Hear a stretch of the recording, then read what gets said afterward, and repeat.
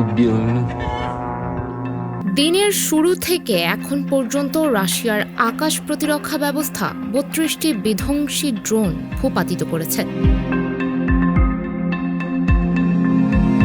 ড্রোনগুলো রাজধানীর মস্কোর বিভিন্ন স্থাপনা লক্ষ্য করে ছোড়া হয়েছিল বলে দাবি করা হয়। এদিকে শনিবার বিজয় দিবস উদযাপনের প্রস্তুতি নিচ্ছে রাশিয়া। এমন গুরুত্বপূর্ণ জাতীয় দিবস সামনে রেখে মুহুর্মুহু ড্রোন নিক্ষেপের ঘটনায় রাজধানীর বাসিন্দাদের মাঝে উদ্বেগ ও শঙ্কা তৈরি হয়েছে।